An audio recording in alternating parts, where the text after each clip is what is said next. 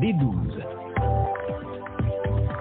Des 12 de Pierrot Attiobé sur 105.5.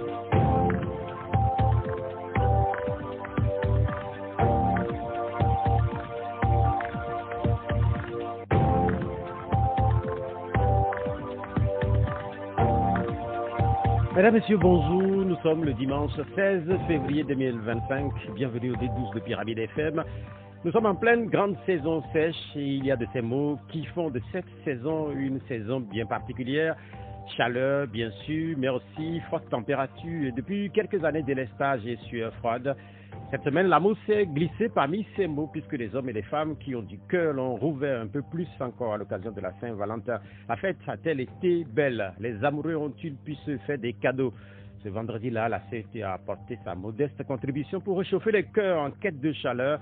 Elle a de nouveau coupé, puis elle a redonné. La compagnie Énergie électrique du Togo a parfois les mains lourdes, minuit jusqu'au petit matin pour les programmes de nuit ou encore une bonne partie de la journée pour ceux qui ont du mal à dormir la nuit. La compagnie avait prévenu, elle est passée à l'acte, un acte qui témoigne du retard du pays en matière d'indépendance énergétique. 60 ans après les indépendances, comme plusieurs pays africains, le Togo affiche ses malheurs. Ces malheurs sont-elles nés de la conférence de Berlin de 1884 et du partage du continent? En Allemagne, Robert Doucet dénonçait justement ce pan de l'histoire. La conférence de Berlin est le partage de l'Afrique sans l'Afrique. Le ministre togolais des Affaires étrangères est devenu maître dans l'art des formules choc. Toutes visent à dénoncer le paternalisme des grandes puissances et un appel à l'émancipation des peuples noirs. Presque partout sur le continent, un vent de renouveau souffle sur les discours. Les peuples attendent que les paroles puissent passer à l'acte. À l'occasion de la célébration cette semaine de la Journée mondiale de la radio, le média le plus populaire en Afrique, les Africains se sont encore demandé si le continent n'est pas juste malade de ses dirigeants. Au Togo, les dirigeants ont permis la libéralisation des ondes, plus d'une centaine de radios, mais quelle radio dans l'ensemble et quel soutien pour construire des médias véritablement forts et indépendants? En démocratie, la liberté et l'indépendance sont des valeurs cardinales. Ces valeurs vont probablement guider les premiers pas de la Togolaise Angela Akereburu à la tête de la Société de radio et télévision du Bénin. Comment le Togo a-t-il pu laisser partir un tel talent? C'est la seule et même question qui est répétée depuis mercredi et les sages de ressortir cette sagesse. Nul n'est prophète dans son propre pays. En attendant que la prophétie d'une société de radio et télévision du Togo ne s'accomplisse, le pays vient d'élire des sénateurs. Pour la première fois, ces élections sénatoriales vont permettre à des hommes et à des femmes de donner corps à la seconde chambre du Parlement togolais. Ces élections qui ont provoqué des critiques d'une partie de l'opposition ont également réussi à créer de la division au sein de certaines formations politiques. Comment gère-t-on la crise de la participation au sénatorial? À la faveur de sa rentrée politique, l'Alliance nationale pour le changement a accepté de répondre à nos questions. Ce sera à travers la vice-présidente du parti, maître Isabelle Ameganvi, également première adjointe au maire de la commune Golf 4. Les contacts du D12 sont 96 50 34 37 et puis 70 43 09 70. L'émission est mise en onde par Romaric Freitas. Maître Isabelle Ameganvi, bonjour. Bonjour, monsieur Attiobé, comment allez-vous? Je vais bien. Et vous-même? Je vais bien par la grâce de Dieu. On va commencer par évoquer un sujet qui est lié aux femmes, puisque on sait que dans quelques semaines, ce sera le 8 mars, et les femmes vont sans doute se mettre de nouveau à l'honneur. Mais on sait aussi que quand on parle de femmes et en politique, surtout dans ce studio, il y a très peu de femmes qui viennent ici. Comment vivez-vous cette situation, qu'il y ait très peu de femmes en politique, ou globalement, surtout du côté de l'opposition? D'abord, vous me permettrez de saisir cette occasion pour présenter mes meilleurs vœux, puisque c'est vrai, nous sommes en février, mais c'est la première fois que je viens dans vos studios en cette nouvelle année 2025, et donc présenter mes meilleurs vœux à tout le personnel de la radio, à tous les journalistes et également à tout le peuple togolais. Et pour répondre à votre question, notre pays, le Togo, en la matière est assez, on va dire, paradoxal. Paradoxal parce que ce n'est pas qu'il n'y a pas beaucoup de femmes en politique. Moi, je trouve qu'il y a énormément de femmes en politique, mais les leaders, et je l'ai toujours dit, les leaders se retrouvent du côté du pouvoir, paradoxalement. et dans l'opposition, très peu.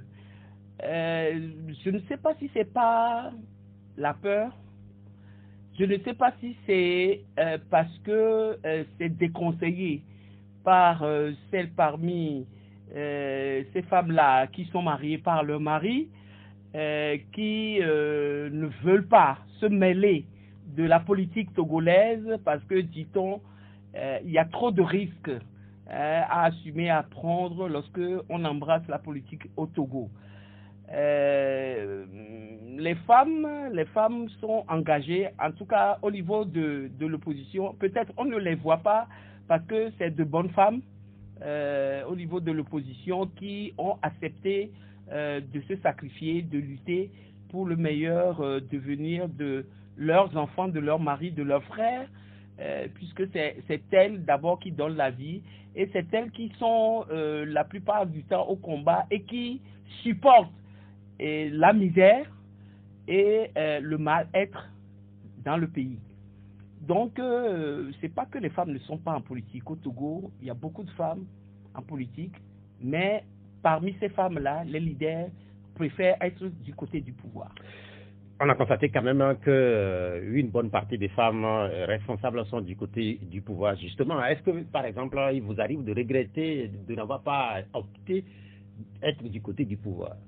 Ah non, vous savez, l'engagement dans la politique est un engagement personnel, hein, que on ne peut pas vous obliger à vous engager en politique. Et donc, mon engagement en politique a été personnel. Et donc, personne ne m'a obligé à m'engager du côté de l'opposition. Hein.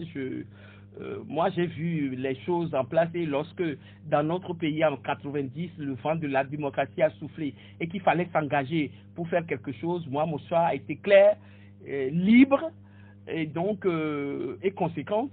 Et donc, je me suis engagé aux côtés de l'opposition, justement, parce que j'avais choisi de lutter contre un régime et j'avais choisi de me battre pour plus de liberté dans le pays. Et donc, mon choix, il n'était pas compliqué, hein, il était très simple et voilà pourquoi moi... Bien que vous soyez de l'opposition, quand vous regardez un certain nombre de femmes gravir les échelons, notamment du côté du pouvoir, on a eu récemment une femme présidente de l'Assemblée nationale, on a une femme Premier ministre et puis plusieurs femmes qui sont ministres.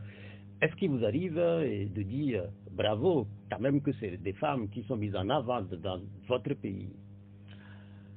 Non, moi je me pose la question de savoir si ces femmes sont mises en avant parce qu'elles le méritent,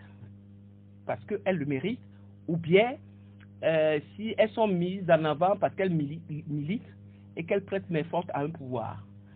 C'est la grande question que je me pose. Parce que vous savez, je suis une femme, mais j'ai toujours choqué certains quand je dis que moi je suis contre la parité et contre le quota. La parité et le quota, j'ai toujours été contre. Pourquoi? Parce que j'estime que prôner la parité, prôner le quota, c'est encore rendre les femmes plus vulnérables. Et comme moi, je me positionne au niveau de la compétence de chaque être humain, qu'il soit femme ou homme, je me dis que on vous mettra à la place, pas parce que vous êtes une femme, mais parce que vous méritez d'être à cette place-là. Vous avez la compétence pour ce faire. Donc, bon, une femme a été présidente de l'Assemblée nationale, Premier ministre, ministre et autres, dans le pouvoir, hein, dans la sphère politique togolaise, je n'en vis pas beaucoup. C'est un régime que je suis en train de combattre et c'est un régime dans lequel militent ces femmes-là font, et donc je combats le régime tout autant que ceux qui l'incarnent. Donc cela veut dire que celles qui l'incarnent. Cela veut dire tout simplement qu'il n'y a même pas de sujet qui touche uniquement les femmes sur lesquels éventuellement des femmes du pouvoir et de l'opposition peuvent se retrouver. Des questions qui sont des questions de femmes, notamment par exemple leur autonomisation. Bon, l'autonomisation, ça dépend de comment on l'a fait, hein, comment on la vend. Vous savez, il s'agit, c'est pour ça que bon, les fêtes du 8 mars, Journée internationale du droit de la femme, sont célébrées. Bon, j'y participe. Des fois, lorsque les sujets qui sont évoqués, les débats qui sont faits m'intéressent, j'y participe. Mais j'y participe avec beaucoup de réserve, parce que la plupart du temps, je me dis que ce n'est pas la manière dont elle est célébrée, que cette fête-là est célébrée, qui va permettre à ce que la situation des femmes soit rendue beaucoup plus propice, beaucoup plus avantageuse pour elles et autres. Je me dis que c'est beaucoup de saupoudrage, beaucoup de flonflons qui, en réalité, dans la réalité, ne sert pas à grand-chose. Le 8 mars, et c'est la dernière question sur les femmes, et on constate de plus en plus dans nos pays que c'est devenu une fête, et il y a déjà des campagnes qui sont en train d'être réalisées pour mettre en avant la femme le 8 mars. Il y a eu une confusion terrible autour de la célébration de cette fête. Quelle est votre position? Quel conseil éventuellement donnez-vous aux femmes qui, le 8 mars, c'est pas van, en réalité, la plupart en technique du 8 mars empagnent le fusil des femmes? Vous savez, c'est les artifices dont je parle, le flonflon dont je parle, et le fait même de qualifier ces célébrations-là de fête pose déjà un problème, parce que il s'agit, lorsque vous apprenez l'histoire de cette célébration-là, vous vous rendez compte que c'était une lutte de femmes pour réclamer des droits. Et donc, une lutte, moi je ne crois pas que ça se fête. En réalité, bon, c'est devenu une coutume dans les pays, par exemple de l'Afrique centrale. Bon, on en fait beaucoup plus qu'on en fait au Togo, mais n'empêche que l'épidémie aussi a gagné le Togo de telle manière que, bon, les femmes, bon, ça permet à des revendeuses de pagnes de se faire un peu de sous le 8 mars, puisque ces pagnes-là sont vendues et achetées. Acheté à tour de bras par des femmes, l'un dans l'autre. Il s'agit de replacer cette célébration-là dans son véritable contexte et d'expliquer aux femmes que, en réalité, ce n'est pas une fête en tant que telle, mais c'est la célébration et le rappel aux femmes que pour avoir leurs droits, pour revendiquer leurs droits, il faut lutter. Et certaines les ont dévancées, ont lutté pour conquérir ces droits-là, mais la lutte n'est pas terminée, elle continue de plus belle, et qu'au lieu de passer le temps à boire, à manger, à s'habiller, à danser, à célébrer une fête, il vaut mieux, toute proportion gardée, comprendre que c'est une lutte qu'il faut mener pour que les femmes soient beaucoup plus indépendantes et que en réalité on ne soit pas obligé de parler de quotas et de parité pour ce qui concerne leur situation ou leur place dans la société, et que cette place-là dédiée aux femmes soit des places qui leur sont dédiées par le mérite qu'elles ont, par la compétence qu'elles acquièrent d'elles-mêmes pour pouvoir occuper ces places-là. Bien, merci, Madame Maître Isabelle Amegambi. Je rappelle que vous êtes vice-présidente de la ANC et nous sommes au lendemain des premières élections sénatoriales au Togo. Je viens de lire que les résultats de ces élections, c'est la CENI qui informe que les résultats seront proclamés, les résultats provisoires bien sûr seront proclamés aujourd'hui à partir de 14. Je sais que votre parti n'est pas candidat aux élections sénatoriales qui viennent d'avoir lieu ce samedi. Que dites-vous ce dimanche au lendemain de ces élections où on attend les résultats officiels? Bon, je dirais que c'est un peu l'habitude que nous avons au Togo depuis un certain moment à faire des choses qui n'influent ou qui ne font pas avancer le pays, qui ne nous donnent rien. C'est-à-dire que nous sommes un pays de 56 000 km², à peu près 6 millions, voire 7 millions d'habitants. Un pays, un État unitaire qui a du mal à asseoir les institutions de base. Quand je parle des institutions de base, c'est le gouvernement, l'Assemblée nationale, à mettre en place les institutions comme les mairies et autres. Première fois depuis 30 et quelques années qu'en 2019, il a été organisé des élections locales. Et ne voilà pas que dans un pays comme cela, qui a beaucoup de problèmes économiques, beaucoup de problèmes sociaux, beaucoup de problèmes culturels, des problèmes dans tous les domaines, ne voilà pas que on décide un jour de mettre en place un Sénat qui, à notre avis, ne servira à rien du tout, puisque les institutions de base dont j'ai parlé tout à l'heure ne sont pas ancrées, ne sont pas des institutions républicaines comme c'est dans d'autres pays que nous connaissons et qui font la pratique de la démocratie.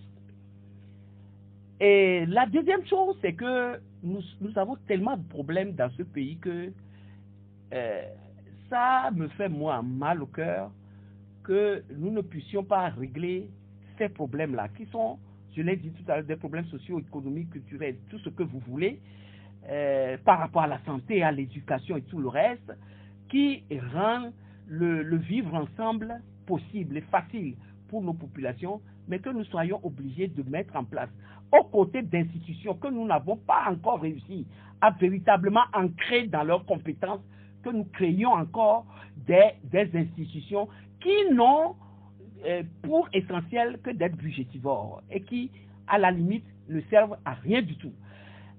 L'Assemblée nationale que nous avons aujourd'hui est là. Moi, je ne pense pas que ça soit une Assemblée nationale qui joue son plein rôle. Parce que si cette Assemblée-là jouait son propre rôle et son plein rôle qui lui était dévolu par la Constitution de notre pays, je ne crois pas que cette Assemblée-là aurait pu faire ce qu'elle avait fait en mettant notamment en place, en remaniant complètement la Constitution de la République, en violation des textes qu'elle s'est donnés elle-même de la Constitution de notre pays, puisque ces textes-là sont passés par l'Assemblée nationale pour être révisés.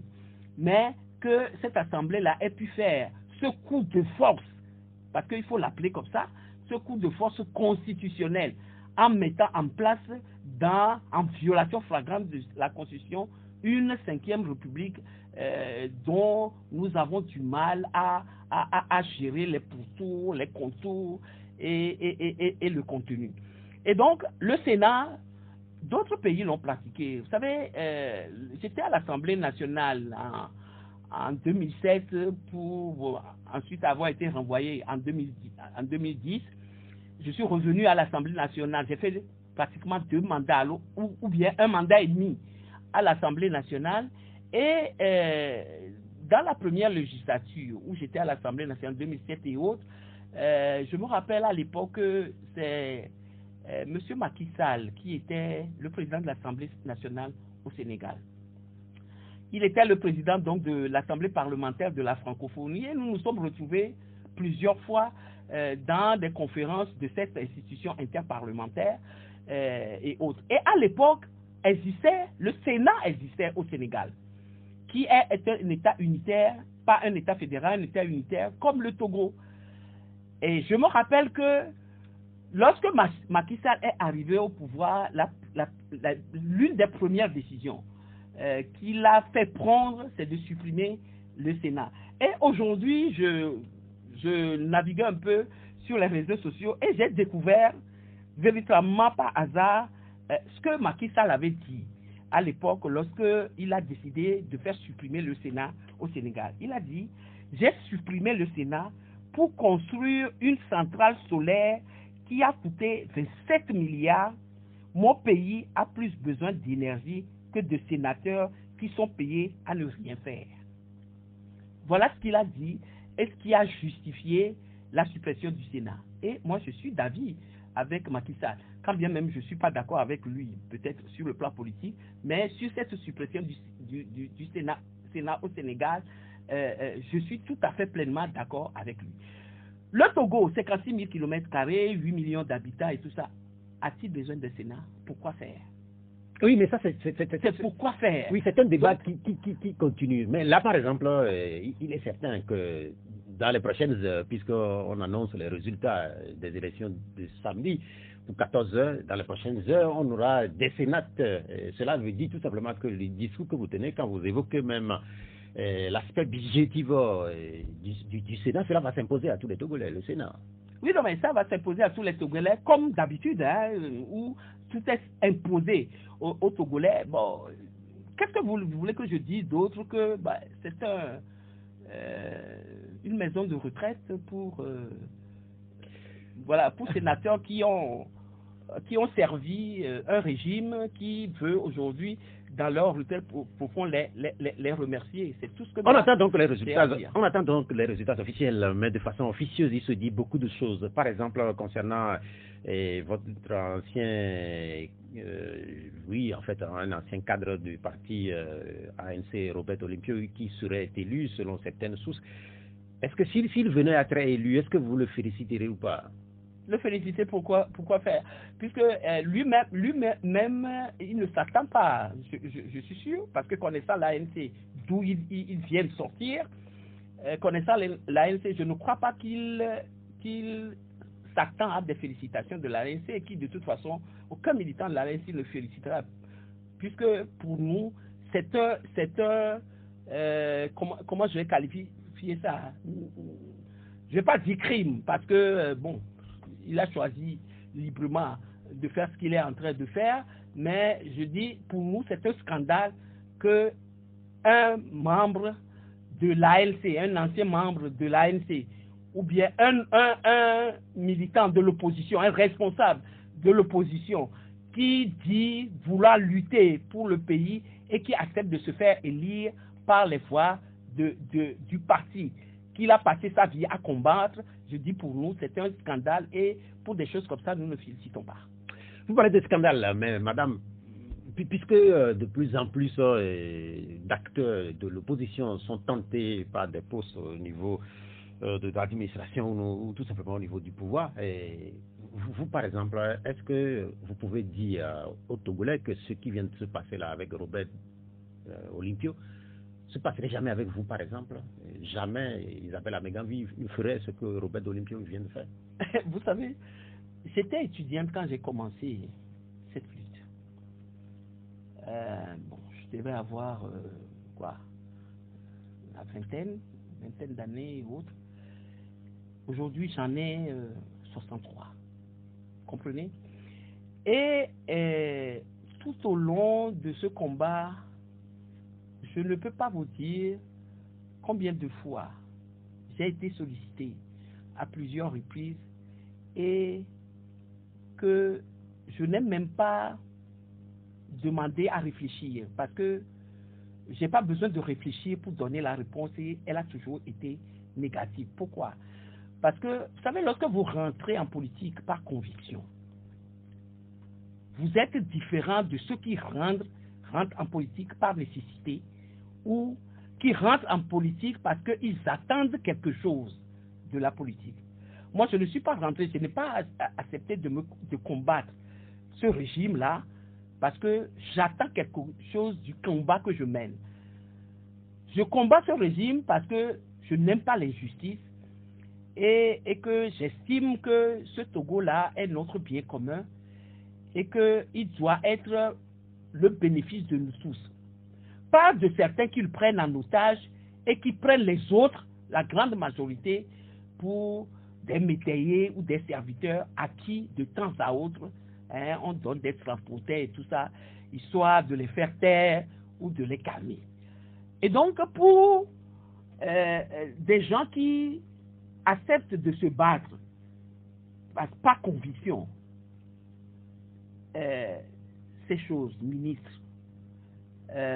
sénateurs, je ne sais pas quoi d'autre et tout ça, ce n'est pas finalement le gain à ce que nous faisons.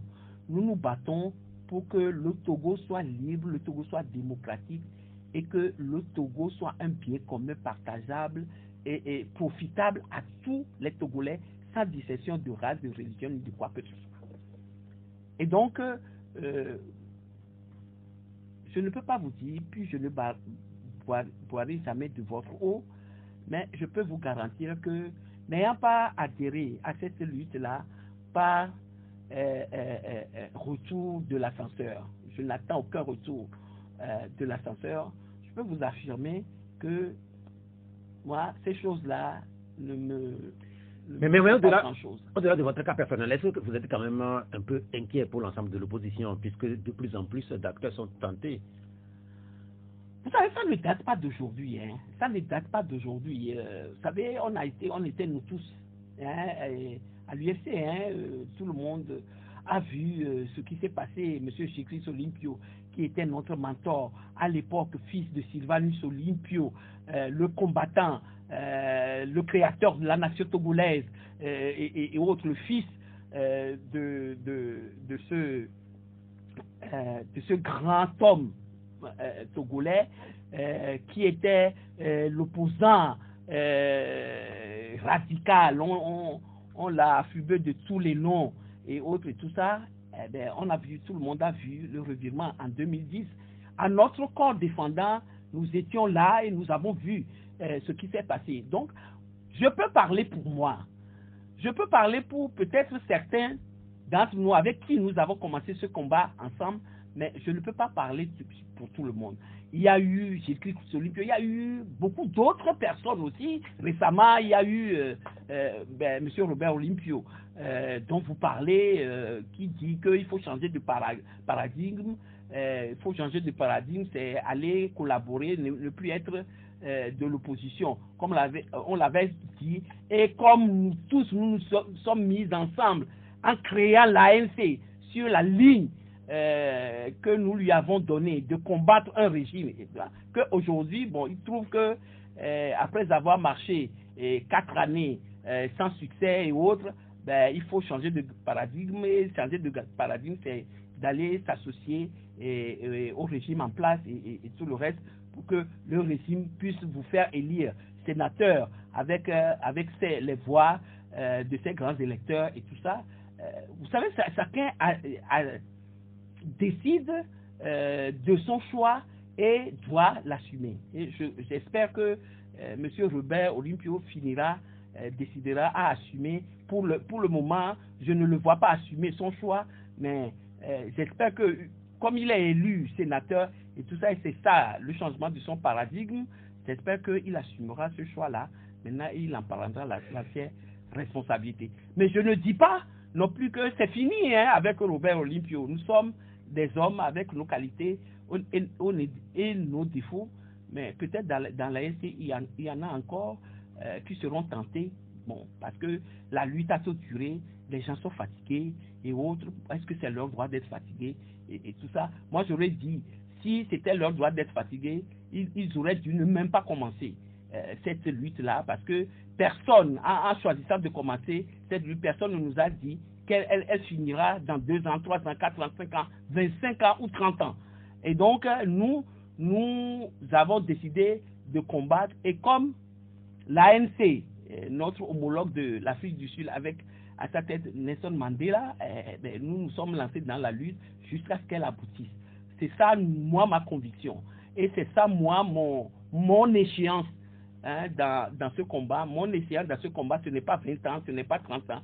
C'est jusqu'au bout, aller jusqu'au bout et atteindre l'objectif que nous nous sommes fixés au début, lorsque nous nous sommes mis ensemble pour créer l'ANC et décider de nous battre pour plus de liberté. Vous parlez d'une lutte qui dure, justement, ça fait plus de 30 ans que le Togo est entré en processus démocratique avec les difficultés qu'on connaît. Au niveau de votre parti politique, vous avez donné un certain nombre de consignes, notamment pour ceux qui sont engagés dans l'organisation des élections sénatoriales, à prendre le distance. Je ne sais pas si vous avez des échos du respect ou non de ces directives. Non, mais de toute façon, nos membres ont respecté la directive, sauf que ce que nous avons constaté, c'est que malgré cette directive-là, la CENI a positionné encore des membres de l'ANC sur la liste. Et lorsque nous sommes renseignés vis-à-vis de ces membres-là, dont nous avons trouvé les noms sur les listes qui ont été publiées, il y a beaucoup d'entre eux qui ne savaient même pas. C'est nous qui les avons informés de ce qu'ils ont été inscrits sur ces législateurs comme représentants des CELI ou, bon, je ne sais pas moi, dans les bureaux de vote et tout le reste. Ce qui nous a obligés à envoyer une lettre à la CENI pour attirer son attention sur le fait que nous ne sommes ni de loin ni de près liés à ce processus électoral-là et que le parti dit, puisque c'est le parti qui envoie ses représentants, ce n'est pas les représentants qui se cooptent eux-mêmes. Pour la formation de la CELI et de cette démembrement, de la CENI et de cette démembrement, c'est le parti qui envoie ses représentants. Et donc, la CENI ne peut pas se donner le droit de positionner des gens que le parti n'a pas envoyé sur le seul bénéfice de faire croire aux gens que c'était un processus électoral inclusif et autres et tout ça. L'ANC l'a déclaré très longtemps avant qu'elle ne participera pas à cette élection-là, ni pour déposer des candidatures, ni pour participer à l'organisation de ces élections-là. Et donc, la lettre de mise au point a été envoyée à la CENI, mais nos représentants qui ne sont pour rien se sont tous retirés. Bon, aujourd'hui, si la CENI a maintenu encore l'ANC ou bien des gens au titre de l'ANC là-dedans, ça ne peut être que des gens que la CENI a peut-être trouvé au sein du parti uni pour pouvoir jouer le rôle de ceux qui ne sont pas de l'ANC. Et ça, nous l'avons déjà vu au cours de processus électoraux antérieurs et tout ça, et ça ne nous étonne aucunement. Est-ce qu'on peut dire aujourd'hui que d'autres vont être prochainement exclus si éventuellement ils adoptent les mêmes attitudes que ceux qui n'ont pas respecté les directives de votre parti politique, notamment au niveau de la CENI, de ses démembrements, ou éventuellement ceux qui globalement ne respecteraient pas. Vous savez, moi je suis toujours étonné lorsque les gens parlent de l'exclusion de membres de l'ANC comme si c'était comment dire, un tremblement de terre ou une désolation totale. Vous savez, ce qu'il faut que les gens comprennent, c'est que l'ANC n'est pas une épicerie, c'est un parti politique. Et lorsque vous avez créé un parti politique, vous le créez sur la base de statuts et de règlements intérieurs. Et un parti politique ne peut pas se laisser livrer à la pagaille et à n'importe quoi. Et donc, lorsque des gens ne veulent pas respecter les consignes du parti, et vous savez, à l'ANC, les décisions se prennent démocratiquement. Vous savez, nous avons les différentes instances, le comité politique, le bureau national et tout ça, le congrès et les institutions donc qui gèrent le parti entre deux congrès et autres.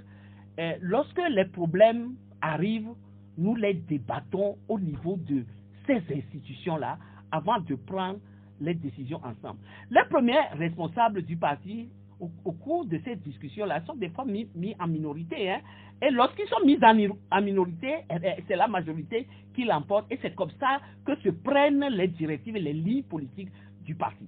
Alors, lorsque vous avez fait ces exercices-là, au niveau de toutes ces institutions-là, et qu'il y a encore à votre sein des dames qui ne veulent pas respecter les décisions qui sont prises de la manière dont je les ai évoquées tout à l'heure, vous n'êtes pas sérieux si vous êtes des responsables de ce parti-là, si vous ne les mettez pas dehors.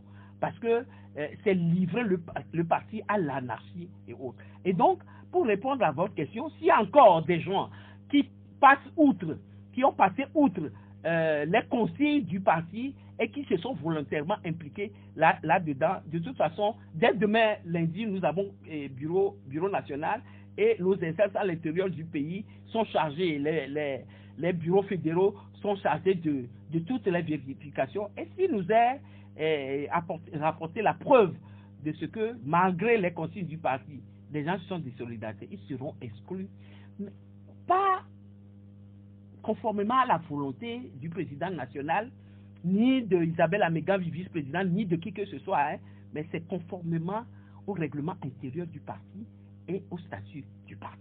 Et bien évidemment, ils seront... Nous-mêmes, nous avons l'habitude de chanter un chant patriotique, Milawelo, Milawea. Mille Vétian, Milawe, mille Tontan, Milawe. Si nous sommes deux, nous le ferons. Nous sommes trois, nous le ferons. Mais nous le ferons dans la ligne du parti tel que nous l'avons tracé nous-mêmes et dans l'ordre, la discipline et le respect.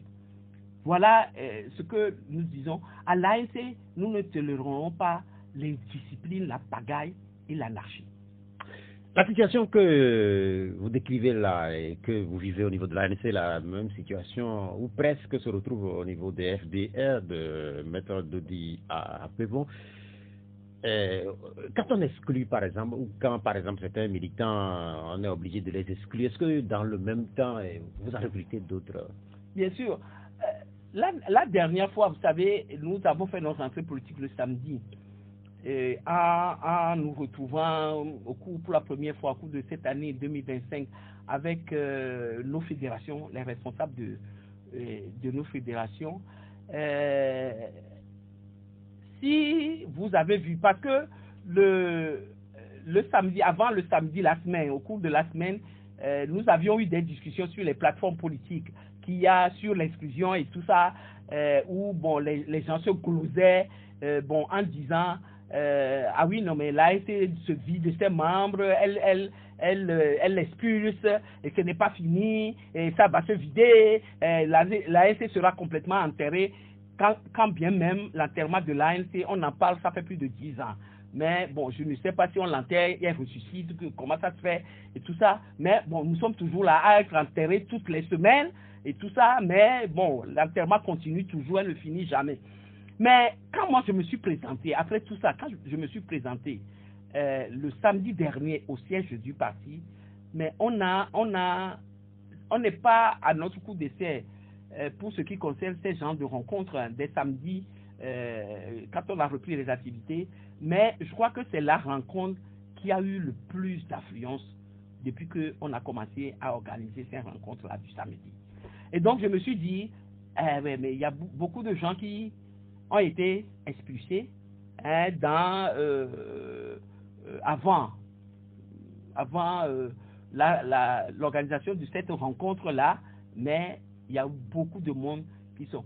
Et donc, je répondrai à votre question en disant, beaucoup partent, mais énormément viennent également. Il y a cette question qui doit normalement, ou qui automatiquement vient à l'esprit de tous les observateurs qui suivent la vie politique nationale. L'ANC, c'est 2010 et avec beaucoup d'espoir. Aujourd'hui, est-ce que l'ANC appartient au passé ou ça reste un parti d'avenir? L'ANC fut dans le passé, elle a été créée en 2010, un passé récent, pas lointain, créée dans des conditions que je ne vais pas rappeler. Hein. C'était dans des conditions de combat sous des gaz lacrymogènes et autres que l'ANC a été créée le 10 octobre 2010. Nous sommes en 2025. Aujourd'hui, elle a parcouru un chemin dans un landerneau politique fait de problèmes, de répression, de tracasseries de tout genre, de limitation des libertés, etc. et autres. Avec d'autres partis politiques de l'opposition qui subissent les mêmes choses, mais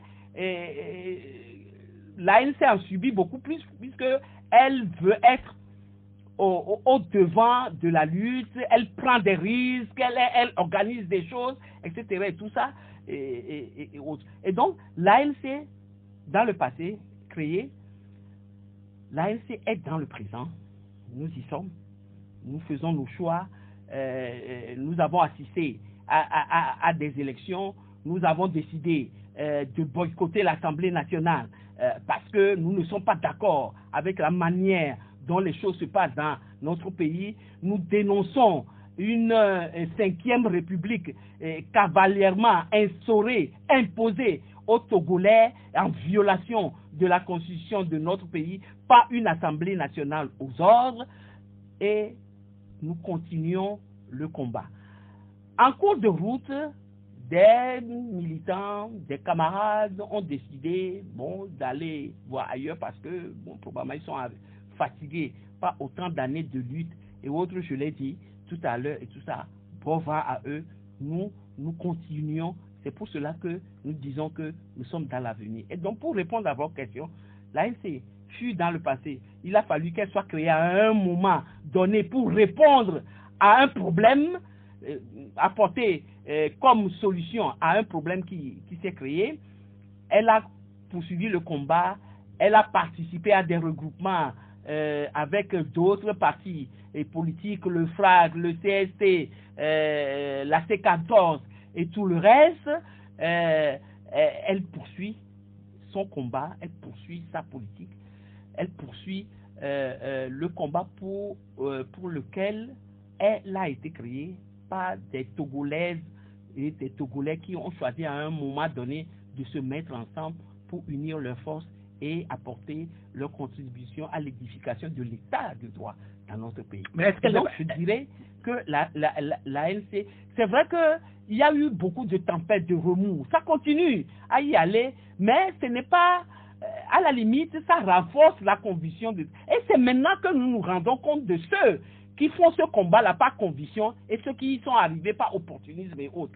Et donc, moi, tout ce qui arrive à l'ANC aujourd'hui, nous ne le prenons pas comme un malheur qui nous tombe dessus, hein. Nous le prenons comme une prophétie, comme une volonté de Dieu de faire en sorte de tamiser la farine pour séparer les bons grains de l'ivraie. C'est comme ça que moi je vais résumer.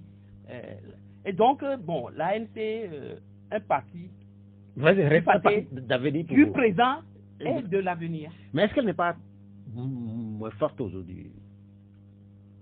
Non, mais moins forte par rapport à quoi? Est-ce que... Par rapport à sa capacité de mobilisation et par rapport à sa présence sur la scène politique, vous étiez relativement nombreux à l'Assemblée nationale il n'y a pas très longtemps.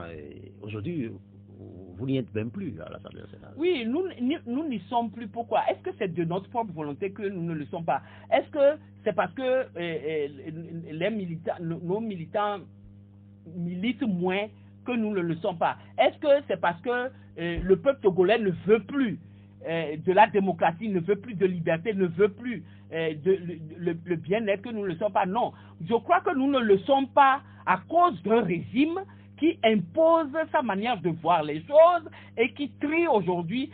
Aujourd'hui, le régime crée ses propres opposants et autres, mais ceux qui lui posent des problèmes sur le banc à côté et traite avec d'autres personnes. C'est tout cela combiné qu'il faut mettre ensemble et juger de la capacité de l'ANC à faire. En tout cas, pour moi qui suis dans l'ANC, moi je sais que l'ANC n'a pas changé. Nous continuons toujours à nous battre dans une atmosphère très compliquée où on a tout fait au cours des ans pour limiter la liberté, notre liberté de manifester, notre liberté de nous organiser et d'exercer nos activités politiques comme nous le faisions dans le temps au moment où l'ANC a été créée. Au moment où l'ANC a été créée, vous vous rappelez, nous avions lutté, nous avons eu la loi Bojona. Entre-temps, sur les manifestations, nous avons organisé des manifestations pendant 5 ans. Est-ce qu'aujourd'hui, à l'heure où nous sommes, avec cette loi-là qui a été tripatouillée et autres, nous avons la possibilité encore de manifester comme nous l'avions fait il y a de cela 5 ans, il y a de cela 10 ans? Est-ce qu'il y a possibilité de pouvoir faire cette manifestation-là comme nous le faisions dans le temps et tout ça? C'est peut-être ça aussi qui donne l'image d'une ANC qui n'a plus d'envergure aujourd'hui parce que on a créé des tests exprès pour nous empêcher d'accomplir comme il le faut nos activités. Est-ce que quelque part les marches vous manquent? Bon, est-ce que les marches nous manquent? Je vais dire oui, parce que si le fait de les interdire, de limiter leur organisation nous pose problème. Parce que, vous savez, les partis politiques ont la possibilité d'exercer leurs activités de plusieurs manières. Les marches qui font partie, les conférences de presse, etc., et tout ça, les tournées et autres, et tout ça se font. Mais lorsque le pouvoir restreint ces libertés-là, et oui, ça nous pose problème. Et les marches nous manquent si vous estimez que le fait que nous n'arrivions plus à les faire comme nous le faisons avant résulte du fait que la loi qui l'organise a été transformée en une loi liberticide qui ne nous permet pas. Il y a aussi que nous n'avons pas les moyens qu'il faut, puisque vous savez, organiser un parti politique, faire les activités politiques et tout ça regarde aussi les finances du parti. Bon, si nous n'avons pas, et le parti au pouvoir fait en sorte de nous asphyxier financièrement et autres, ben, il n'y a que si nous n'avons pas les moyens, par exemple, de faire une tournée. Vous savez, je suis venu dans vos studios ici et je vous avais dit que faire une tournée, nous en avons fait plusieurs dans le temps, faire une tournée dans la région des plateaux pendant 10 jours nous coûte la bagatelle de 12 à 15 millions de francs, par exemple. Ça c'est aussi ce que les Togolais qui dénoncent le fait que l'ANC ne soit plus aussi virulente qu'elle était au début ne voient pas aussi. C'est que faire une tournée, ça nous coûte 12 à 15 millions. Bon, aujourd'hui, dans l'état dans lequel nous sommes financièrement, est-ce que nous pouvons faire 5 tournées annuelles? Pas seulement dans la région des plateaux, il faut faire les 5 régions du Togo. Parce que ces tournées-là, nous ne les faisons pas seulement, je donne la région des plateaux parce que c'est ma région, c'est là où j'exerce beaucoup, donc je connais le montant que ça coûte en tête, mais ça coûte plus lorsque nous allons faire une tournée dans la région des Sabannes, ça coûte plus lorsque nous allons faire une tournée dans la région. Il y a ça aussi. Et donc, c'est les facteurs, plusieurs facteurs mis ensemble qui font que l'ANC n'est plus aussi, comment on va dire, plus présente, plus virulente, plus expressive qu'elle ne le fut au moment où elle a été créée en 2010 et tout ça, parce que les circonstances, l'atmosphère et tout le reste ne sont pas les mêmes. Si vous imputez une partie de vos difficultés au parti au pouvoir, à cette allure, est-ce que vous ne craignez pas d'être définitivement éteinte si le pouvoir ne continue pas à vous asphyxier? Non, mais si nous devons nous éteindre à cause des difficultés du pouvoir, nous aurions pu, par exemple, rentrer dans les rangs, comme les Roubaix, les Olympiques et tout le reste qui, fatigués, ont changé, entre guillemets, de paradigme. Nous aurions pu le faire. Ou bien, nous aurions pu déposer le tablier et tout ça et aller nous occuper d'élever nos poussins et faire nos activités de tous les jours. Mais nous ne le faisons pas. Ça veut dire quoi? Ça veut dire que malgré les difficultés, nous continuons et nous comptons continuer. Jusqu'à, je vous l'ai dit tout à l'heure, que lorsque nous nous sommes mis ensemble pour créer l'ANC, nous avons des objectifs à atteindre. Dans nos statuts et tout ça, ces objectifs-là sont bien déclinés. Et nous sommes partis du fait que lorsque nous n'aurions pas atteint ces objectifs-là, nous ne cesserons pas. Et donc, le parti au pouvoir use de son pouvoir d'avoir entre ses mains seules les rênes de ce pays, nous fait des misères et autres, mais la lutte aussi elle consiste à résister à ces misères-là que le parti au pouvoir nous fait, et nous y sommes, et c'est ce que nous sommes en train de faire, à notre compte défendant jusqu'au jour d'aujourd'hui. Ça durera le temps que ça durera, mais nous continuerons. Bien, merci Isabelle Ameganvi, vice-présidente de l'Alliance nationale pour le changement ANC. Les auditeurs ont à présent la possibilité d'intervenir dans l'émission, comme c'est de tradition. Je rappelle nos contacts, 96 50 34 37 et puis 70 43 09 70. Un premier auditeur est en ligne. Allô, bonjour. Bonjour. Oui, on vous appelle comment? Oui, c'est Pelé. Oui, allô? Oui. Oui, on vous appelle comment? Oui, c'est Pelé. Oui, Pelé, parlez un peu plus fort, Pelé, s'il vous plaît. Ah, ok. Allô, Pelé? Madame, bonjour. Oui? Je salue, madame. Non, Pelé, vous Oui, savez allô? comment faire? Est-ce qu'on peut augmenter un peu pour Pelé? Pelé, allez-y. Oui, je salue, madame. Oui, oui, je vous salue. Bonjour, Ok, monsieur. merci pour le courage. Je pense qu'il faut aussi préciser tout le temps que nous sommes dans une dictature. Avec une dictature de 60 ans, ce n'est pas facile pour être opposant au Togo.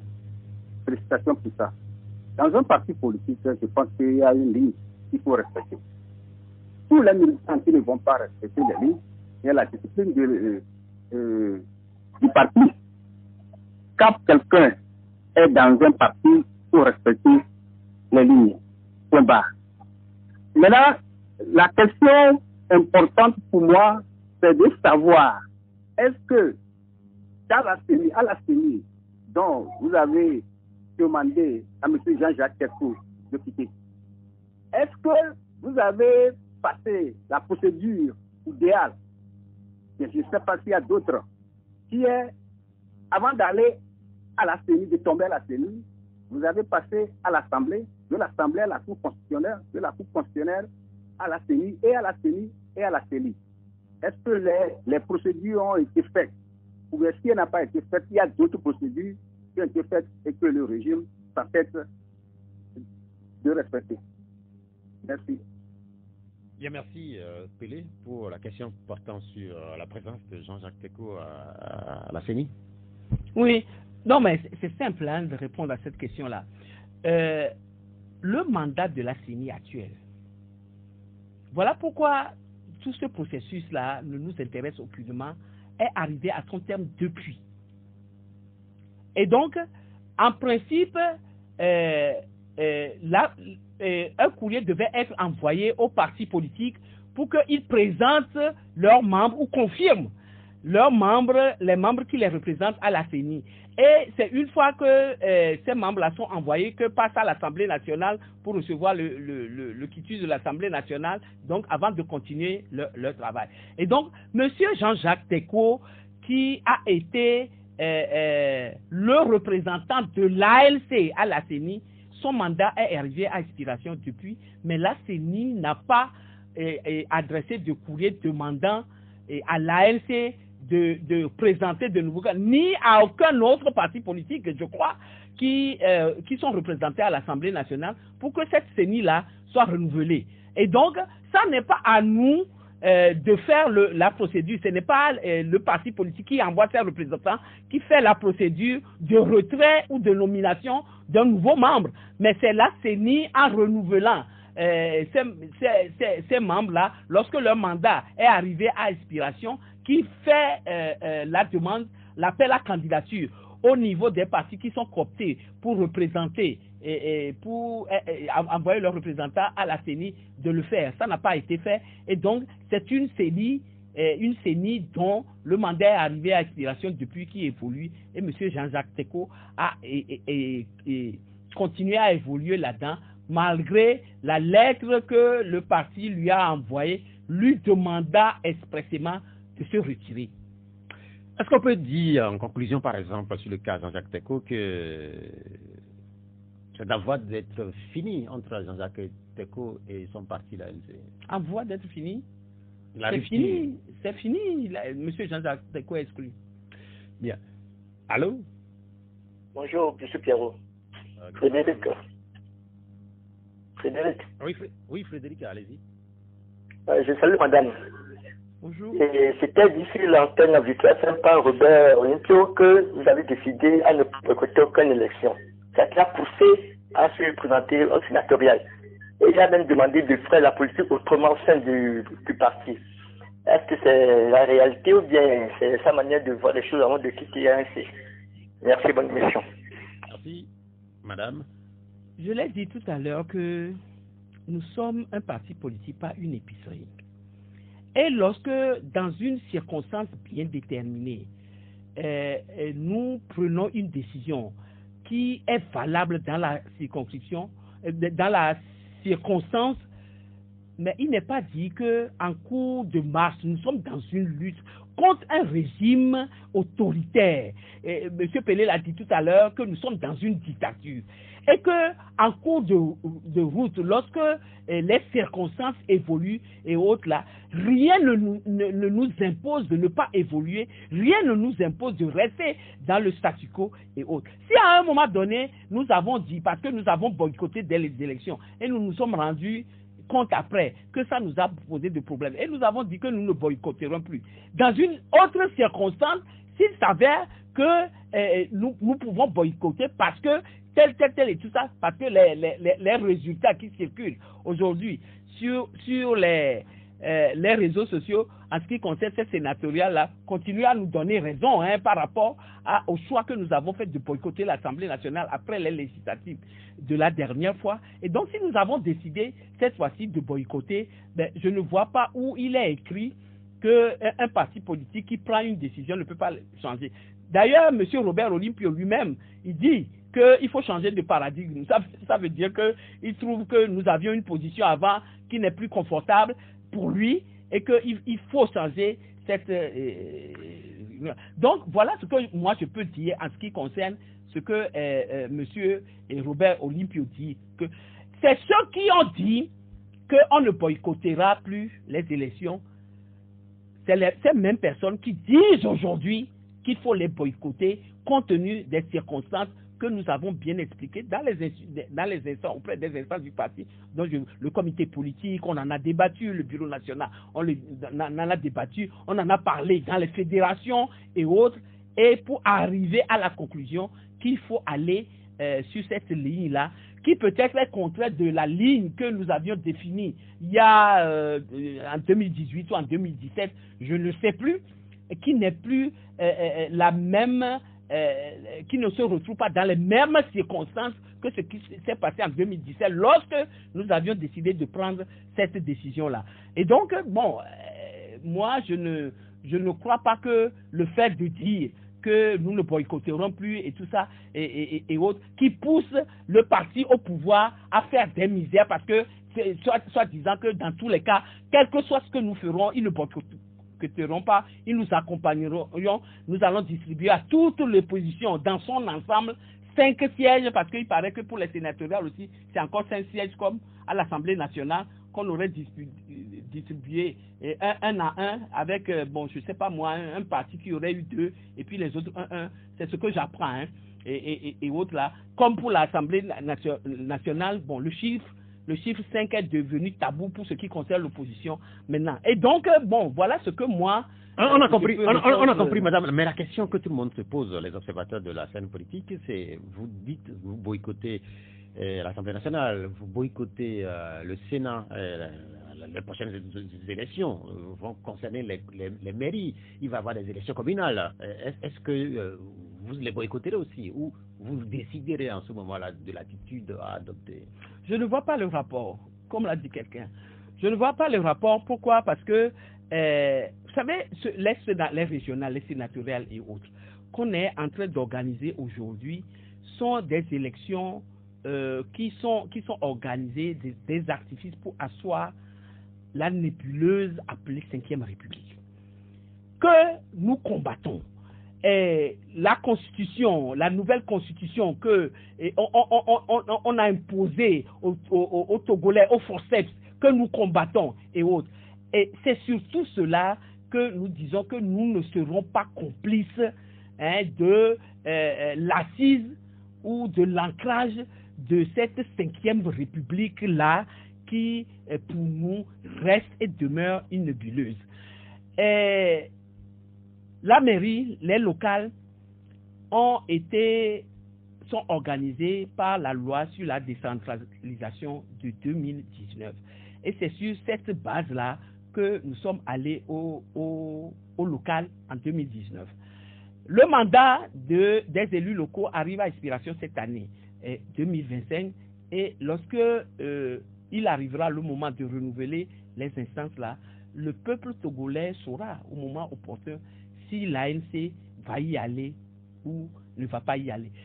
Seulement, ce que je veux dire, c'est que, j'ai dit tout à l'heure, je ne vois pas le rapport, c'est que je ne veux pas qu'on mélange les élections locales ensemble avec les sénatoriales et les régionales, telles qu'on l'a fait dans les conditions qu'on l'a fait tout à l'heure. Allô? Ah, Oui, Pierre, bonjour. Pierre, bonjour. Oui, vous êtes à l'antenne, quel est votre nom? Vas-y. Oui, on vous écoute. Ah, salut Isabelle Anogabi, maître Isabelle Anogabi.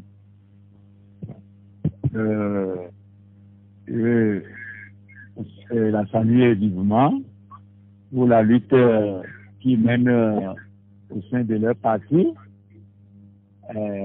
Ça, il n'y a pas de débat. Quand quelqu'un ne veut pas respecter la discipline et les règles dans un parti, on doit l'écarter pour le moment. Si en cours de route, la personne c'est quand même vu que vraiment je n'ai pas bien fait, si elle veut revenir, elle peut revenir. Ça c'est bien. Maintenant, pour eux, aujourd'hui, nous avons vu comment est-ce que le climat politique est. Et à voir, c'est eux aujourd'hui, ils disent qu'eux ne vont plus s'associer avec qui que ce soit, qu'on ne peut pas mélanger les crabes et les pois. Bon, ils ont le truc là que je n'arrive pas, c'est un truc que je n'aime pas, je ne l'ai pas assimilé. Est-ce qu'ils pensent que la lutte là, comme ils le disent, qu'ils ne vont plus faire ceci, ils ne vont plus faire cela. Il y a 14 ans, ils sont là. Disons, on est dans 15e année, ils sont là. Est-ce que ce qu'ils ont décidé comme ligne politique, est-ce que ça donne quelque chose aux Togolais ou pas? Moi, je ne dis pas qu'ils ont tort. Quand moi, je sais quelqu'un qui a tort, c'est le pouvoir. Est-ce que nous, on doit faire quelque chose pour donner l'impression qu'on est en train de leur donner aval? Voilà, c'est ce que je vais lui poser comme question. Merci. Merci. J'allais reposer une question en disant, est-ce que le monsieur ne croit pas que nous avons suffisamment, nous avons au niveau de la lycée énormément fait pour ce qui concerne, il est en train de parler de l'union là, que nous n'allons plus, nous avons dit que nous n'allons plus collaborer avec d'autres partis, nous allons aller seuls, etc. et tout ça. Tout à l'heure, en arrivant, je regardais un peu, je naviguais sur les réseaux sociaux, comme je l'ai dit tout à l'heure, et bon, les gens ont commencé à donner les tendances justement des sénatoriales. Et là-dedans, j'ai vu, par exemple, un parti comme le Togo Autrement, j'ai vu Adi, qui apparemment aurait eu un sénateur, ainsi de suite. J'ai suivi la semaine dernière aussi les problèmes qu'il y a eu entre la DMP, je crois, la DMP ou la DMK, je crois que c'est la DMP, où certains ont décidé de boycotter les sénatoriales, ou d'autres ont décidé d'y participer. Alors, je me suis, la semaine dernière, j'ai souri un peu, et j'ai dit, Dieu est avec nous à l'ANC.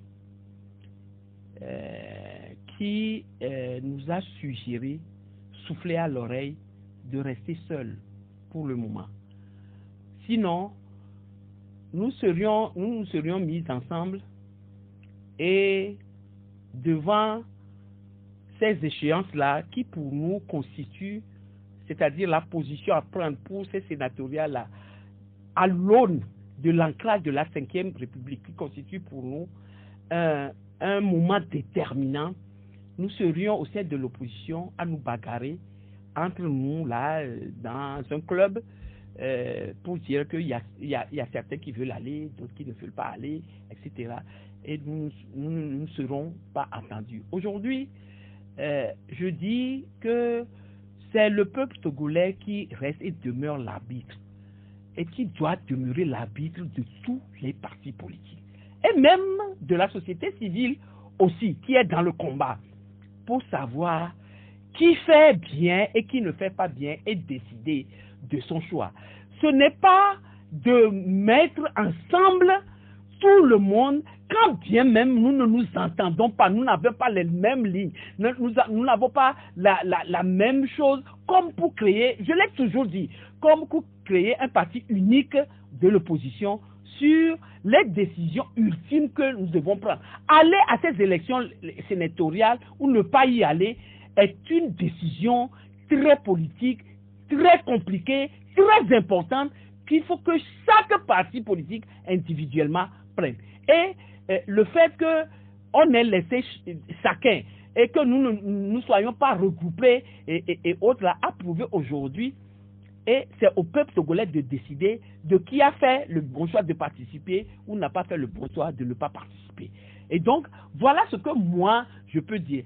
Et j'ajouterai à ça que ce n'est pas que nous n'avons pas essayé, hein. Nous l'avons fait. Tout à l'heure, à la réponse à une question, j'ai cité les regroupements auxquels nous avons participé. Et l'ANC n'a jamais manqué de participer à aucun de ces regroupements-là.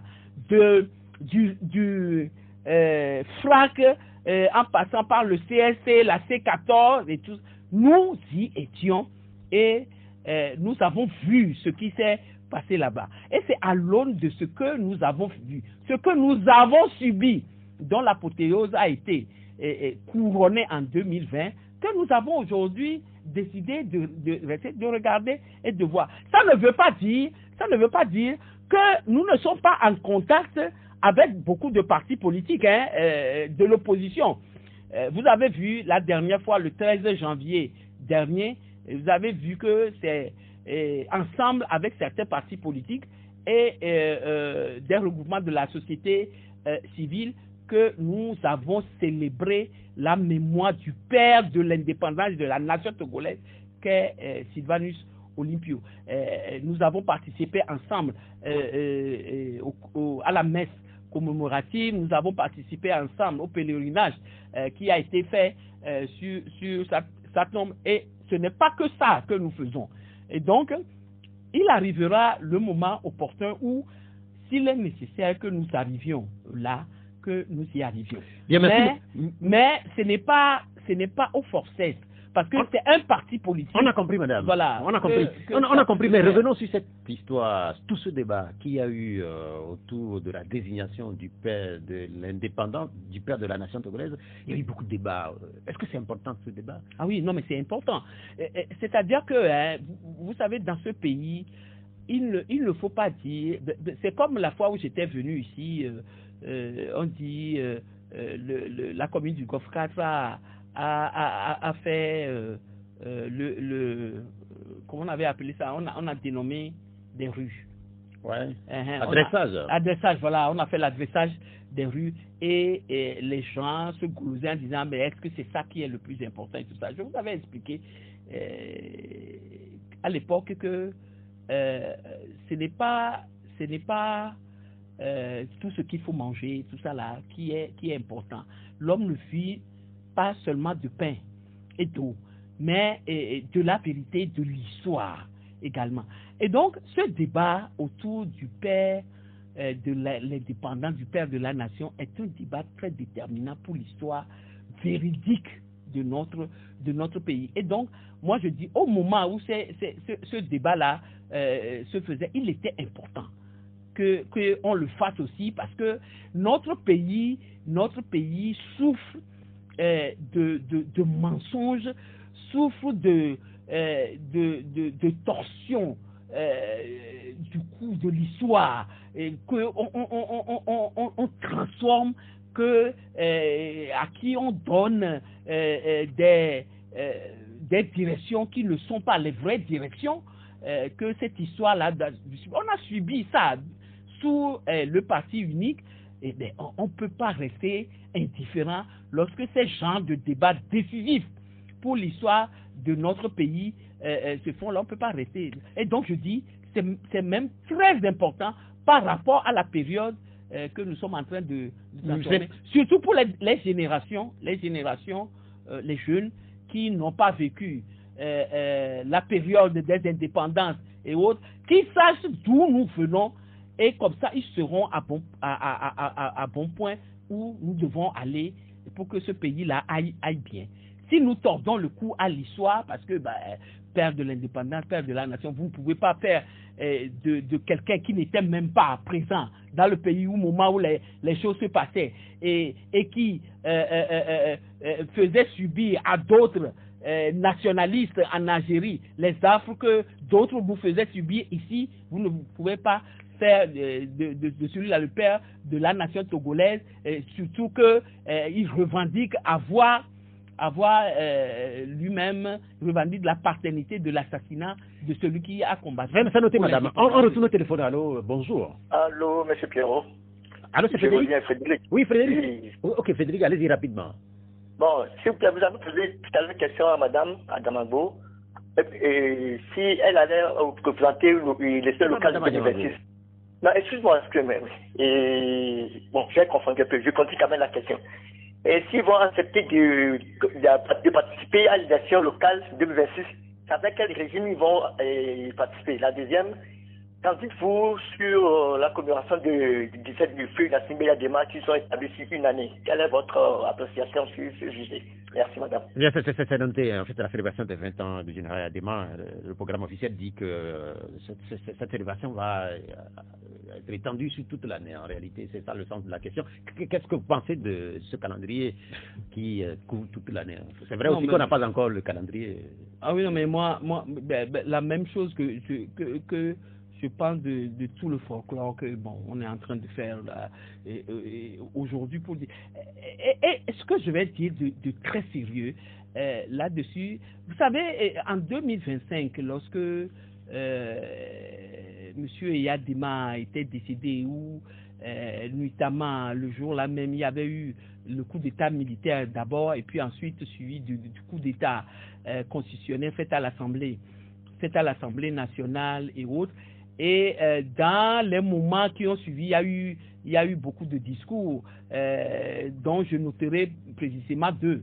L'un de monsieur, pas un discours de monsieur Trimois, il avait été reçu, je crois, sur un plateau où il avait déclaré, lorsqu'on lui posait la question sur la venue peut-être rocambolesque de monsieur Faure Gnassingbé au pouvoir. Il disait que non, que il a dû faire ainsi parce que il a hérité d'un pays exsangue, etc., avec beaucoup de problèmes et autres et tout ça. Ce qui fait que M. Trimois reconnaît que la gestion du pays par le père de M. Faure Gnassingbé a été problématique. Et donc, M. Faure Gnassingbé aurait hérité d'un pays. Et ce que nous disons, nous de l'opposition, à l'époque, à M. Yadema, nous avons dit que le pays était mal géré, il y avait des problèmes et tout ça. Toutes choses que nous dénoncions à l'époque et autres, pendant que M. Trimois et les autres étaient aux côtés de M. Gnassingbé, gouvernaient le pays de la manière qu'il dénonce, pas après, lorsque M. Faure Gnassingbé est venu au pouvoir. Il y a eu ça. Et puis ensuite, il y a eu un discours, je ne sais pas, une interview de M. Faure Gnassingbé où il disait, oui, que le pays avait été géré, c'est vrai, il y a eu beaucoup de problèmes, enfin, des erreurs qui ont été faites, etc. et tout ça, et que, son père a fait de son mieux, que lui aussi, il vient au pouvoir aujourd'hui, il va gouverner le pays avec d'autres moyens, parce que ce n'est plus les mêmes époques, les choses ont changé, et que son père c'est son père, et lui c'est lui, et moi c'est moi. Voilà ce que, à peu près, grosso modo, je ne le cite pas, je paraphrase un peu, je dis un peu ce qui ressort de ce qu'il a dit. Mais la grande question qu'il faut se poser aujourd'hui, entre le pays exsangue, avec beaucoup de problèmes et autres, dont a hérité M. Faure Gnassingbé au décès de son père en 2005, et le Togo que nous avons aujourd'hui en 2025, où se trouve la différence? Où se trouve la différence en matière sociale, en matière économique, en matière culturelle? Je le dis, en matière culturelle, c'est très important aussi. Moi, je retrouve les mêmes choses qui se sont aggravées d'ailleurs ces derniers temps par le fait qu'on ressuscite même les pratiques du parti RPT, parti unique, parti État, à l'époque, notamment, l'animation n'est plus revenue, hein, l'animation politique, là où on danse et tout ça, à la faveur du dictateur et tout ça, c'est pas complètement revenu, mais ça revient encore, où on fait sortir les élèves. Lorsque le chef de l'État arrive, on fait sortir les élèves en jour ouvrable des salles de classe pour aller l'accueillir, etc. Et tout ça, où on célèbre, on fait du 20e anniversaire du décès d'un chef d'État une fête nationale qui va durer une année et autres. Quelle est la différence entre ce pouvoir qu'on avait qualifié de problématique qui a laissé des problèmes par rapport à ce qu'on voulait renouveler en faisant ce coup, en justifiant le coup d'État là qui s'est passé. En gros, vous n'êtes pas d'accord. Non, mais vous êtes contre. Je ne peux pas être d'accord parce que les faits sont là, parlent d'eux-mêmes. Moi, je veux qu'on me montre quelle est la différence entre ce qui se faisait avant et ce qui se fait aujourd'hui. C'est noté, madame. Nous allons revenir sur une parenthèse que vous avez ouverte entre-temps et je pense qu'il faudrait revenir un peu sur cette parenthèse quand vous évoquiez tantôt Gilles Christ Olympio à l'Union des forces de changement les années 2010. Nous avons reçu ici récemment un acteur politique qui évoquait des contacts secrets entre une délégation de l'Union des forces de changement et une délégation du RPT. Il parle du 5-5, que des rencontres ont eu lieu à Lomé pour que le pouvoir et l'opposition d'une certaine manière puissent s'entendre. Est-ce que par exemple ces contacts, est-ce qu'ils ont eu lieu effectivement? Et si éventuellement vous en savez quelque chose? Les contacts ont eu lieu entre qui?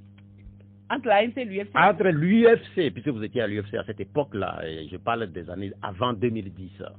Et quand vous évoquez Gilles Christ Olympio, oui, des discussions secrètes qui avaient eu lieu. En fait, c'est un acteur politique qui faisait la confidence ici il y a quelques semaines. Est-ce que vous êtes au courant qu'il y a eu des contacts entre l'UFC, une délégation de l'UFC? Au moment où vous étiez encore à l'UFC? Au moment où nous étions avec 5 représentants du RPT, 5 représentants de l'Union des forces de changement. Je ne sais pas si... Oui, mais au moment où nous étions à l'UFC, il y a eu beaucoup de rencontres avec le parti au pouvoir. Il y en a eu sous l'égide de Saint-Egidio, il y en a eu ici à Lomé,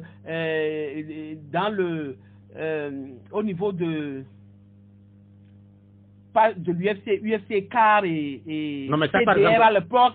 Il y en a eu avec l'UFC et le parti au pouvoir. Il y a eu plein de rencontres, mais ce que moi je relève, c'est que ces rencontres n'ont jamais abouti à quelque chose de vraiment palpable, sauf celle que M. Gilles Christ Olympio a menée seul en France avec le parti au pouvoir, qui a généré l'accord qu'il a signé unilatéralement avec le RPT, et qui a amené les problèmes au sein de l'UFC et qui nous a poussé nous à être jetés donc de l'UFC à créer l'ANC.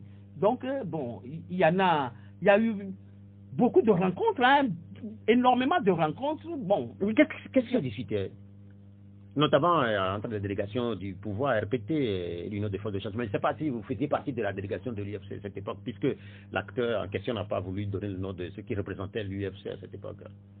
J'en ai participé probablement à certains, parce que, vous savez, lorsqu'on forme les délégations, moi je ne peux pas me rappeler, il y en avait tellement, je ne peux pas me rappeler de la rencontre dont on parle précisément, dont parlait votre interlocuteur précisément, mais j'en ai participé à certains, j'en ai pas participé à d'autres et autres. Et donc, ce qui se disait là-bas, et ces rencontres-là, est-ce que c'était secret? Moi, je ne le crois pas. C'est des rencontres qui se faisaient sur la base de la loi qu'on a votée là, sur le statut de l'opposition, qui permet à ce que le parti au pouvoir, vous avez M. Jean-Pierre Favre, quand on a créé l'ANC, a rencontré M. Faure Gnassingbé à deux ou trois reprises. Il lui a écrit à plusieurs reprises pour demander à le rencontrer, pour discuter des problèmes du pays et tout ça. Je ne crois pas que, contrairement à qui se mijote dans la tête des gens qui disent ça, c'est que, bon, lorsque vous faites ces genres de rencontres, c'est pour aller chercher des valises, c'est pour aller se partager 30 millions et autres, et tout ça, bon, des assertions complètement ridicules, dont certains Togolais sont friands.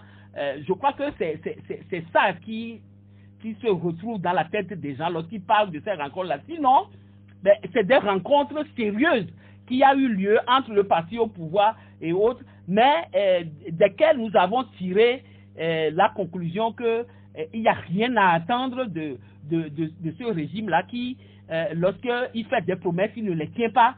Mais c'est au cours de rencontres qui a eu lieu entre le parti au pouvoir que l'APG est sorti et autres. Donc, bon, le problème, ce n'est pas les rencontres qu'il y a eu avec le parti au pouvoir, enfin l'opposition a eu avec le parti au pouvoir. Le problème, c'est ce que l'on retire de ces rencontres-là. Est-ce que ces rencontres-là ont pu donner lieu à quelque chose de potable et de significatif pour l'évolution de la politique dans notre pays? La réponse, elle est négative. La preuve, nous retombons en faisant peut-être semblant de ne pas les savoir, nous sommes en train de retomber dans un parti unique où unis se retrouvent seul à l'Assemblée, seul dans les régions, seul dans le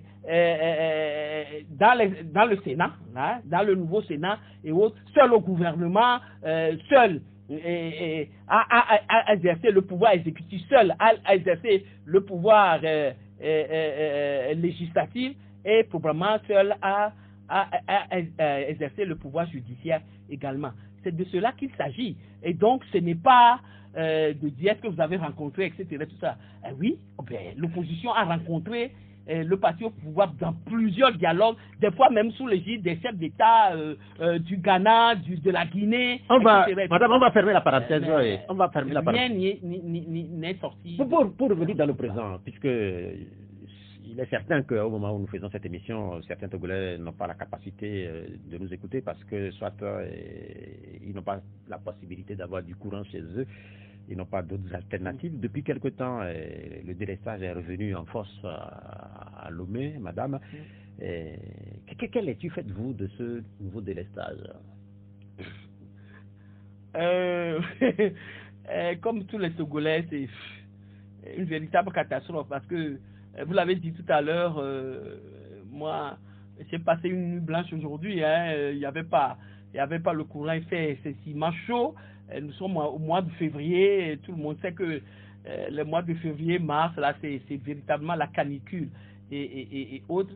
C'est pour ça que j'ai adoré votre éditorial tout à l'heure. Lorsque vous avez considéré 60 ans de règne, on va l'appeler ainsi, de règne d'un même clan,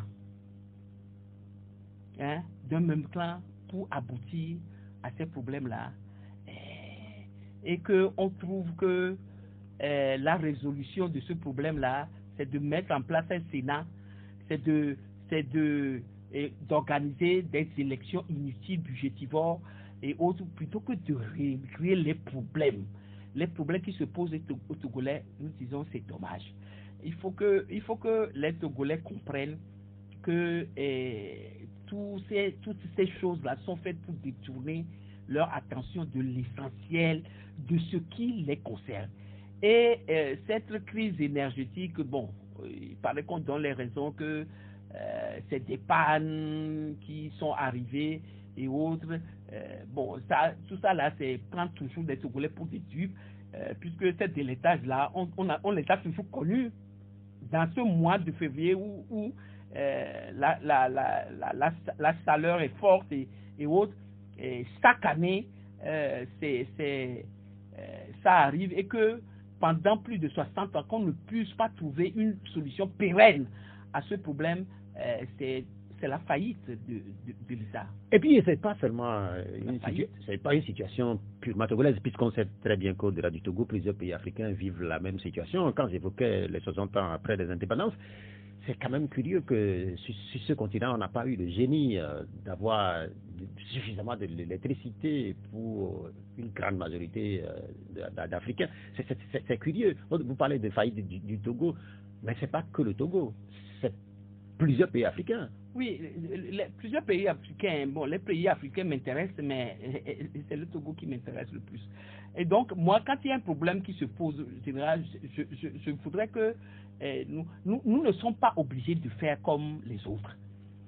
Je crois que nous avons le génie, le génie togolais qui peut nous pousser à faire mieux que les autres et à poser des jalons que les autres pourraient venir copier chez nous. Ce n'est pas seulement de faire le premier coup d'État sanglant de l'histoire et tout ça en tuant un assassinat qui va nous sur Limpio. Ce n'est pas le fait de faire le changement politique à la suite du décès d'un président de la République en remplaçant le père par le fils, etc. Ce n'est pas ces leçons-là que les autres doivent copier sur nous parce que ce n'est pas de bonnes leçons. Moi, ce que je souhaite, c'est que, par exemple, le Togo trouve une solution définitive, pérenne à la crise énergétique au Togo. Et que le Ghana puisse venir copier le génie togolais en la matière, que le Bénin puisse venir copier le génie en la matière, que le Burkina Faso, qui est un pays qui n'a pas vu sur la mer, mais qui cultive du haricot vert, des tomates et des cerises que le Burkina exporte au Togo, puisse venir et nous copier notre génie aussi. Pas que nous, les Togolais, nous copions toujours le génie des autres et tout ça, qui ont moins de chance et moins de potentialité que nous. C'est en cela que moi je dis que la crise énergétique, moi, elle m'intéresse, son règlement à la togolaise m'intéresse 60 ans après, avant que je ne puisse parler d'une crise africaine, etc. et autres. Nous avons suffisamment de génie au Togo pour pouvoir régler ce problème-là à 60 ans. Si on veut se maintenir, le même camp veut se maintenir au pouvoir pendant 60 ans, sans possibilité d'alternance possible, il doit avoir le courage d'assumer ses responsabilités qui consistent à dire que 60 ans de règne, c'est nous soient suffisant pour vous savez, madame, ce qui m'a intéressé dans votre réponse que vous êtes en train de finir là, c'est votre propre expérience. Quand vous avez dit que cette nuit, vous avez eu une nuit blanche, la question qu'on peut se poser, c'est quand ces choses arrivent au bois vert, qu'en sera-t-il pour les bois secs? Parce qu'on peut estimer que vous, en tant qu'avocat, premier adjoint aux mains de Golfe 4 et puis vice-présidente de l'ANC, si vous en souffrez autant, les pauvres Togolais qui n'ont pas le même statut que vous, comment vivent-ils? Oui, mais je suis quand bien même avocat, maire, tout ça, ce que vous voulez, je suis togolaise. Je suis togolais, je suis les mêmes choses. Quand on coupe le courant, on ne le laisse pas marcher, travailler, enfin, le courant marcher dans ma maison. À moi, c'est la ligne de mon quartier, toute la ligne de mon quartier qui a été coupée, je crois, aux alentours de 17 heures, et qui a été remis à minuit pour être coupé une heure ou 2 heures de temps après, et jusqu'à ce matin, à Niconakwe. Et donc, jusqu'au petit matin, et avec cette chaleur et tout ça, je vous dis en passant, moi, je n'ai pas de groupe électrogène chez moi. Je ne supporte pas le bruit et tout le reste. Donc, vous avez la capacité d'en acheter quand même? Oui, mais je n'ai pas de groupe électrogène chez moi. Et donc, j'ai souffert de... C'est peut-être cela aussi qui vous amène à être plus proche de la population. Vous savez, quand vous ne souffrez pas les mêmes difficultés, vous ne partagez pas les mêmes difficultés avec la population, vous ne pouvez pas savoir. Ceux qui dirigent ce pays, je suis sûr qu'ils ont chez eux leur climatiseur, tout ça. Dès qu'on coupe le groupe prend le relais et tout ça. Je ne suis pas sûr qu'ils se sont rendus compte même que le courant a été coupé toute cette nuit au Togo. Voilà pourquoi, voilà l'une des raisons peut-être pour lesquelles le problème de la crise énergétique n'est pas réglé comme il doit l'être par les Togolais, pour les Togolais. Madame, je voudrais vous remercier d'être venue, parce qu'on me fait signe que notre temps est bien fini. Je vous donne 5 secondes pour la conclusion. D'abord, vous remercier, vous féliciter pour le travail que vous faites. Vous recommandez beaucoup de courage et autres. Pour le peuple togolais, juste un mot. La lutte vient de commencer. Merci, Maître Isabelle Ameganvi. Je rappelle que vous êtes vice-présidente de l'Alliance nationale pour le changement ANC. L'émission va être rediffusée tout à l'heure à partir de 19h. Merci à Romaric Fritas pour la mise en œuvre technique. Moi, je suis Pierre Ouatiogo. Le prochain rendez-vous de 12 et dimanche prochain à partir de midi. Au revoir.